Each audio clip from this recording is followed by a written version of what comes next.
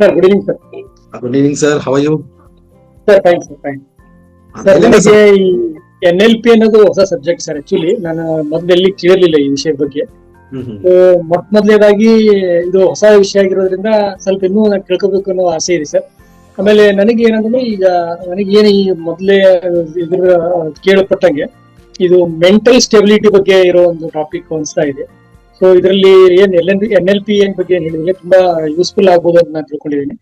So ಇದ್ರಲ್ಲಿ ಏನಪ್ಪಾ ಅಂತಂದ್ರೆ ಈಗೇನು ಬಿಲೀಫ್ಸ್ ಮತ್ತೆ ಥಾಟ್ಸ್ ಚೇಂಜ್ ಆದ್ರೆ ಆಟೋಮೆಟಿಕ್ ಆಗಿ ನಮ್ದು ಏನು ರಿಸಲ್ಟ್ಸ್ ಏನು ಬರುತ್ತೆ ಅನ್ನೋದು ನನ್ಗೆ ಈ ಒಂದು ಇಷ್ಟೊತ್ತವರೆಗೂ ನೀವು ಹೇಳಿದಂತು ಅಂದ್ರೆ ನಮ್ದು ಏನಂದ್ರೆ ಚೇಂಜ್ ಆಫ್ ಮೈಂಡ್ ಅಥವಾ ಥಾಟ್ಸ್ ಇದಾದ್ರೆ ರಿಸಲ್ಟ್ ಓರಿಯೆಂಟೆಡ್ ನಮ್ಗೆ ಲೈಫ್ ಅಲ್ಲಿ ಕಾಣಬಹುದು ಅಂತ ಹೇಳಿ ನನ್ಗೆ ತಿಳಿಸ್ತದೆ. ಐ ಥಿಂಕ್ ತುಂಬಾ ನೋಟ್ಸ್ ಪ್ರಿಪೇರ್ ಮಾಡ್ಕೊಂಡ್ರಿ ಅನ್ಸುತ್ತೆ ನೀವಲ್ವಾ sir? Yes sir, yes sir. ಯಾವ ಟಾಪಿಕ್ ಬರ್ಕೊಂಡ್ರಿ? ಆಕ್ಚುಲಿ 10 ಕಾಮನ್ ಪ್ರಾಬ್ಲಮ್ಸ್ ಅಂತ ಏನ್ ಹೇಳಿದ್ರೆ ಅದ್ರ ಬಗ್ಗೆ ಬರ್ಕೊಂಡೆ.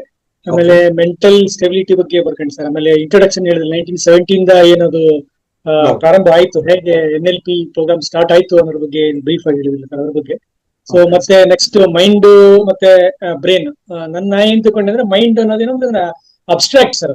ಅಬ್ಸ್ಟ್ರಾಕ್ಟ್ ಅಂದ್ರೆ ಕಾಣದೇ ಇರೋಂತ ವಸ್ತು ಅದು.